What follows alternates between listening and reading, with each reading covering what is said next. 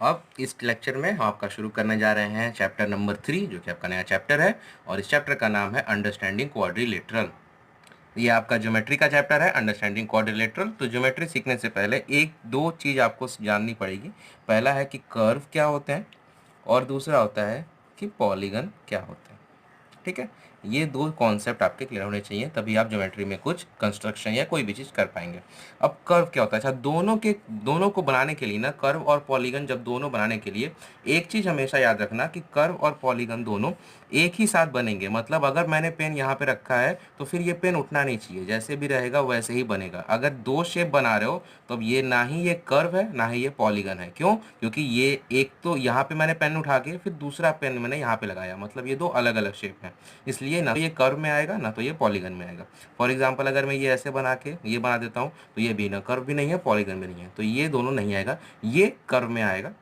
क्योंकि यहाँ से मैंने पेन स्टार्ट किया, यहाँ पे आके यहाँ पे ख़त्म किया, दोबारा मतलब डबल लाइनिंग नहीं है इसमें। ठीक है, तो ये कर्व और पॉलीगन दोनों एक बार पेन से ड्रॉ होता है, पेन उठना नहीं चाहिए, मतलब दो शेप नहीं होने चाहिए। ठीक है, ये होता है कर्व और पॉलीगन। और इन दोनों में बेसिक डिफरेंस क्या होता है? तो कर्व में हमेशा हम राउंड की बात करते हैं, ये कर्व हो जाएगा, ये कर्व हो गया, ठीक है, ये कर्व हो जाएगा, ये कर्व हो जाएगा, कुछ भी राउंड की बात होता है।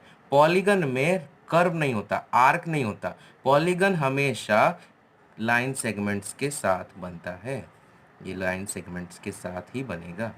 ठीक है, पॉलीगन में राउंडनेस नहीं होती, आर्क नहीं होता वो पॉलीगन में। पॉलीगन हमेशा लाइन सेगमेंट्स के साथ ही बंधा है। ठीक है, तो ये होता है कर्व, ये होता है पॉलीगन। ठीक है, ये आपको जानना जरूरी है। ओके, अच्छा एक और चीज़, सारे के सारे पॉलीगन कर्व होते हैं। ठीक है, क्यों?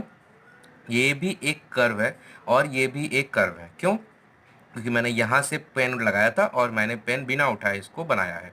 यहाँ भी यहाँ से पेन लगाया था, बिना उठाए बना, मतलब दो शेप नहीं है, इसकी तरह नहीं है, दो शेप नहीं है, दो शेप नहीं है। तो सारे के सारे पॉलीगन कर्व होते हैं। लेकिन पॉलीगन किसको बोलते हैं? वो कर्व जो क्लोज हो। ठीक है, क्लोज अगर है शेप तो ही ये पॉलीगन है। जैसे हमारे ट्रायंगल्स होते हैं, ये क्लोज है, ये पॉलीगन है। ठीक है, ये भी एक कर्व कहेंगे इसको, लेकिन ये पॉलीगन नहीं है क्योंकि ये क्लोज नहीं है। देखो, यहाँ से आके यहाँ पे खत्म हुआ, मतलब ये ओपन है। ये मत कहना कि सर ये तो क्लोज है तो इसको क्लोज शेप बोलेंगे, नहीं, क्लोज शेप नहीं है, क्योंकि हमारा स्टार्टिंग पॉइंट ये है, एंड पॉइंट ये है, ये क्लोज शेप नहीं है। ठीक है, ये क्लोज शेप है, इसको पॉलीगन बोलेंगे। ठीक है, उसके बाद जैसे ये भी हमारा एक क्लोज शेप है। पॉलीगन हमेशा क्लोज होना चाहिए तो ही वो पॉलीगन कहलाएगा। अगर ओपन है तो वो कर्व तो रहेगा लेकिन पॉलीगन उसको नहीं कह सकते। तो पॉलीगन की यहाँ से इस पॉइंट से हमें ये पता चला, पॉलीगन का डेफिनेशन होता है, polygon is a closed figure. Polygon कैसा होना चाहिए? हमेशा क्लोज होना चाहिए, क्लोज फिगर होना चाहिए। किसका बना हुआ? तो made up of line segments. Line segment से बना हुआ जो क्लोज शेप होता है, क्लोज फिगर होता है, उसको बोलते हैं पॉलीगन। ठीक है, तो पॉलीगन की डेफिनेशन हो गई, polygon is a close figure.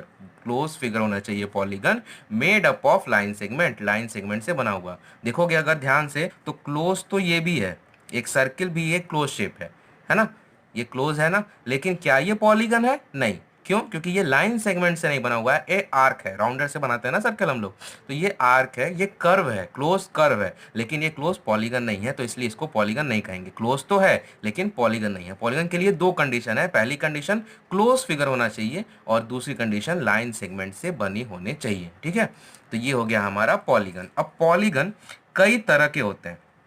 अगर तीन लाइन सेगमेंट से बना, अगर तीन लाइन सेगमेंट से क्लोज फिगर बनाते हैं तो उसको क्या बोलते हैं?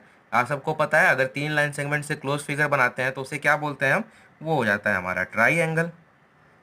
उसी तरह अगर चार लाइन सेगमेंट से बनाए, अगर फोर लाइन सेगमेंट से बनाए तो उसे क्या बोलते हैं? देखो फोर लाइन सेगमेंट से बना है ना, तो उसे चार लाइन सेगमेंट में देखो स्क्वायर भी आता है, रेक्टेंगल भी आता है ना, रोम्बस भी आता है, पैरेललोग्राम भी आता है, काइट भी आता है। तो चार लाइन सेगमेंट के इतने सारे नाम है और ये सब के सब किसके अंदर आते हैं? क्वाड्रिलेटरल। क्वाड्रिलेटरल। अब तुम अगर देखोगे तो क्वाड्रिलेटरल का मतलब ही है, क्वाड का मतलब होता है फोर और लेटरल का मतलब होता है लाइंस। तो चार लाइन से बना हुआ क्लोज फिगर, क्लोज पॉलीगन को बोलते हैं क्वाड्रिलेटरल, और हमारा चैप्टर इसी के ऊपर है, हमें क्वाड्रिलेटरल के बारे में ही जानना है। ठीक है, तो अब ये यहाँ आपने समझ लिया कि क्वाड्रिलेटरल क्या होता है। अच्छा, अब क्वाड्रिलेटरल में कितने टाइप होते हैं? तो आप सबको पता है अगर चारों साइड इक्वल हो, ये थोड़ा सा इक्वल नहीं है, ठीक है, तो उसको रेक्टेंगल बोल देते हैं। अगर चारों साइड इक्वल ना हो, अपोजिट साइड्स इक्वल हो, तो ये हो जाएगा हमारा, इसको बोलेंगे हम रेक्टेंगल, ठीक है। अगर चारों साइड इक्वल बना लें थोड़ा सा, चलो ये मिलता जुलता है, तो अगर चारों साइड बराबर है और चारों एंगल भी 90 डिग्री है, चारों एंगल भी 90 डिग्री, मतलब चारों साइड भी बराबर हो, चारों एंगल भी बराबर हो, तो उसको बोलते हैं स्क्वायर। चारों साइड तो बराबर हो लेकिन एंगल 90 डिग्री ना हो, चारों साइड बराबर है लेकिन एंगल 90 डिग्री नहीं है, तो उसको बोलते हैं रोम्बस। और अपोजिट साइड्स बराबर हो लेकिन एंगल 90 डिग्री ना हो, देखो यहाँ पे भी एंगल 90 डिग्री होता है, रेक्टेंगल में भी चारों एंगल 90 डिग्री होता है, यहाँ पे भी देखो अपोजिट साइड इसके बराबर होते हैं लेकिन एंगल 90 डिग्री नहीं होती, इसको बोलते हैं पैरेललोग्राम, ठीक है। तो ये चार बेसिक टाइप के क्वाड्रिलेटरल हैं, रेक्टेंगल, स्क्वायर, रोम्बस और पैरेललोग्राम, ठीक है। तो ये क्वाड्रिलेटरल के चार बेसिक टाइप हैं। अच्छा, एक और चीज, एंगल सम प्रॉपर्टी, मतलब एक क्वाड्रिलेटरल के चारों इंटीरियर एंगल का सम कितना होता है, अगर किसी को पता है, चारों चारों साइड, चारों जो एंगल होते हैं अंदर के इंटीरियर एंगल, उनका सम क्वाड्रिलेटरल में कितना होता है, तो एक क्वाड्रिलेटरल की एंगल सम प्रॉपर्टी मतलब उसके चारों इंटीरियर एंगल का सम होता है 360 डिग्री के। अब ये हो गया हमारा क्वाड्रिलेटरल के बारे में बेसिक इंट्रोडक्शन, ठीक है। अच्छा, इसके बाद अब पॉलीगन में आपको दो छोटे छोटे कॉन्सेप्ट और सीखना है। पहला आपका कॉन्सेप्ट है कॉनकेव और कॉन्वेक्स पॉलीगन क्या होते हैं, ठीक है। दो तरह के पॉलीगन होते हैं, एक कॉनकेव पॉलीगन होता है और एक कॉन्वेक्स पॉलीगन होता है। अब ये क्या होते हैं, तो देखो मैं यहाँ पे दो डायग्राम ड्रॉ करूंगा, उससे आपका ये टॉपिक क्लियर हो जाएगा। पहला ड्रॉ कर लेते हैं, एक ये कौन सा शेप हो गया, देखो 1 2 3 4 5 6, 6 साइड वाला, ये हो गया हमारा हेक्सागन, ठीक है। और एक ये ड्रॉ कर लेते हैं, तो ये देखो 1 2 3 4 5, ये हो गया हमारा पेंटागन, ठीक है। अब इसका ये मतलब नहीं है कि सारे हेक्सागन ऐसे होते हैं, सारे पेंटागन ऐसे होते हैं। 5 साइड वाले और भी डायग्राम है पेंटागन के, देखो ये 1 2 3 4, ये कर्व हो गया, थोड़ा सा गलत हो गया, इधर ड्रॉ कर लेता हूँ मैं, ये देखो ये भी एक पेंटागन है, ठीक है। तो ये तीन शेप मैंने आपके सामने लिए हैं। अब इसमें बताऊंगा कि कौन सा कॉनकेव होता है, कौन सा कॉन्वेक्स पॉलीगन होता है। तो एक चीज याद रखना, जिसके सारे लाइन सेगमेंट बाहर की तरफ निकले हों, मतलब देखो ये लाइन सेगमेंट बाहर है, ये उसके बाहर, ये भी बाहर, ये भी बाहर, ये भी बाहर, ये भी बाहर, सारे के सारे लाइन सेगमेंट बाहर की तरफ निकले हों, उसको बोलते हैं कॉन्वेक्स पॉलीगन, ठीक है। और एग्जांपल ले लो तो क्वाड्रिलेटरल भी इसी में आता है, ये सब बाहर की तरफ निकले हुए हैं, ये सब कॉन्वेक्स पॉलीगन है, सब बाहर की तरफ है निकले, ठीक है। अब जिसका एक भी साइड अगर वापस अंदर की तरफ आ गया, अगर इसका प्रॉपर डायग्राम बनाओ तो ये इसको यहाँ से आना चाहिए, या जैसे ये बना है देखो ये भी सब बाहर की तरफ है, ठीक है। तो अगर शेप आपका सारे के सारे लाइन सेगमेंट बाहर की तरफ होंगे तो ये वापस यही कॉन्वेक्स पॉलीगन ही है ये, ठीक है। लेकिन ये जो आपका शेप है, देखो इसमें देखोगे तो ये भी बाहर है, ये बाहर है, ये भी बाहर है, लेकिन एक साइड वापस अंदर की तरफ मुड़ गई, अंदर की तरफ आ गई, तो ये बन जाता है हमारा कॉनकेव पॉलीगन, ठीक है। ठीक है, इसके और एग्जांपल ले लो तो देखो ये ऐसे, ये भी एक पॉलीगन है, क्लोज शेप है, made up of line segment ही है, लेकिन यहां भी देखो सब बाहर की तरफ निकले हुए हैं लेकिन एक साइड अंदर की तरफ आई हुई है, इसलिए ये भी आ जाएगा कॉनकेव पॉलीगन ही कहलाएगा, ठीक है। तो ये कॉन्वेक्स पॉलीगन हो जाते हैं जिसमें सारी साइड्स बाहर की तरफ निकली होती है, कोई भी वापस अंदर की तरफ नहीं खुलती, ठीक है। वापस अंदर की तरफ इंटीरियर में कोई भी साइड वापस नहीं आती, अगर एक बार बाहर निकले तो बाहर ही निकलते रहते हैं, वो होता है कॉन्वेक्स पॉलीगन। और कॉनकेव क्या होता है, एक भी साइड अगर इंटीरियर के साइड आ गई तो वो हो जाता है कॉनकेव पॉलीगन। देखो ये भी कॉनकेव है, ये भी कॉनकेव है, ये कॉन्वेक्स है, क्यों, क्योंकि यहाँ भी देखो सारी साइड बाहर ही निकल रहे हैं, कोई भी वापस अंदर नहीं आ रहा। ये इसका कॉन्वेक्स पॉलीगन है, ये हमारे कॉनकेव पॉलीगन है। ये है हमारा एक कॉन्सेप्ट, कॉनकेव और कॉन्वेक्स पॉलीगन। एक दूसरा कॉन्सेप्ट जो हमें पढ़ना है वो है रेगुलर एंड इरेगुलर पॉलीगन। तो रेगुलर और इरेगुलर, रेगुलर का मतलब होता है ना जिसके सारे एंगल और जिसके सारे साइड सब इक्वल हों।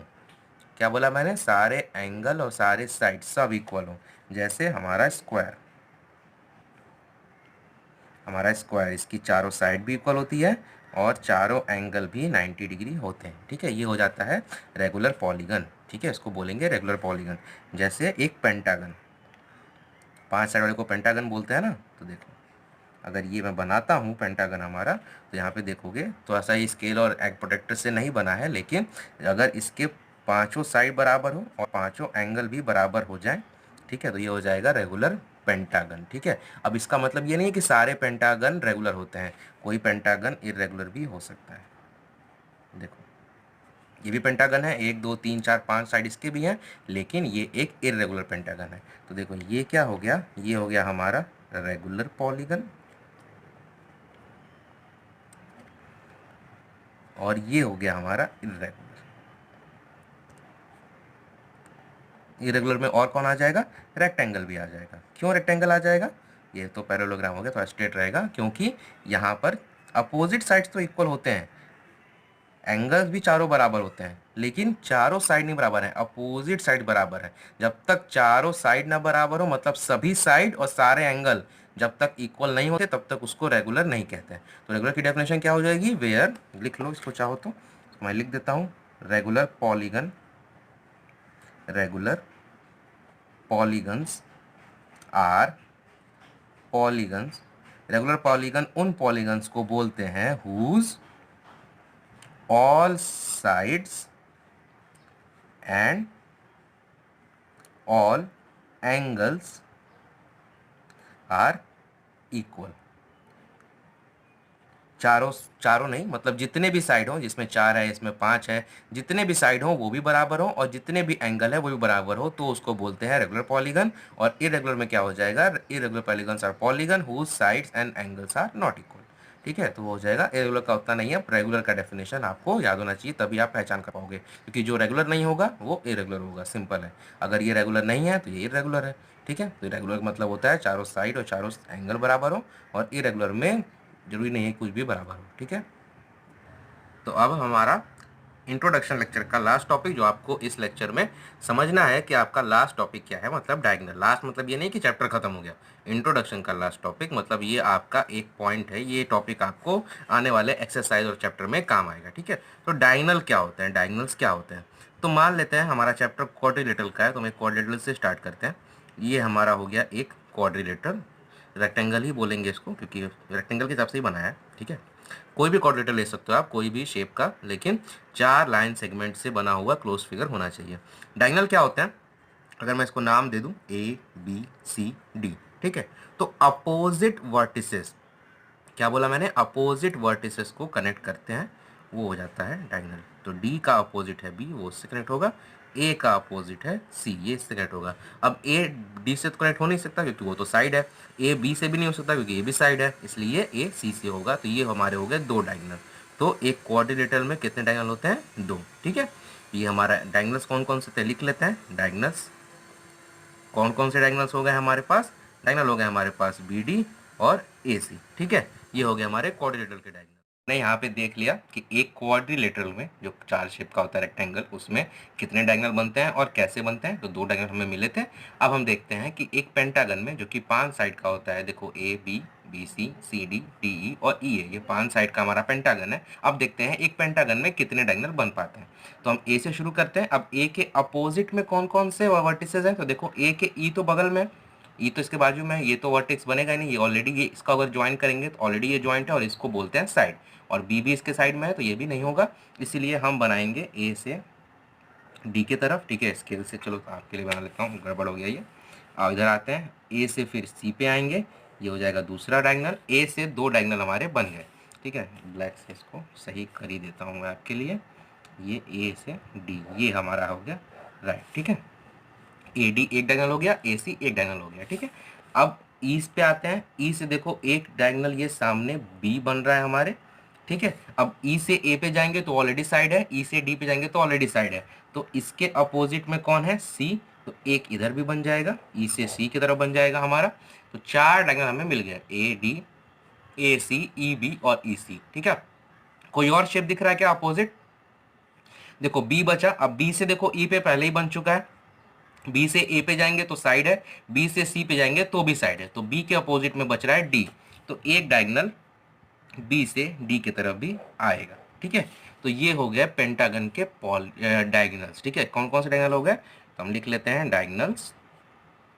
हमें कौन कौन से डायगोनल मिले, पहले मिला हमें ए डी, फिर मिला हमें ए सी, फिर मिला हमें ई बी, फिर मिला हमें ई सी, और लास्ट में हमने लिया बी डी। ठीक है, तो एक पेंटागन, रेगुलर पेंटागन में 5 डायगोनल होते हैं, और एक पॉलीगन, एक क्वाड्रिलेटरल में हमारे पास 2 डायगोनल है। ठीक है, तो ये हो गया आपका डायगोनल्स का कॉन्सेप्ट। अब इतना सब इंट्रोडक्शन में जानने के बाद आप आराम से एक्सरसाइज 2 3.1 कर सकते हो। ठीक है, तो हम अगले लेक्चर में आपका एक्सरसाइज स्टार्ट करेंगे।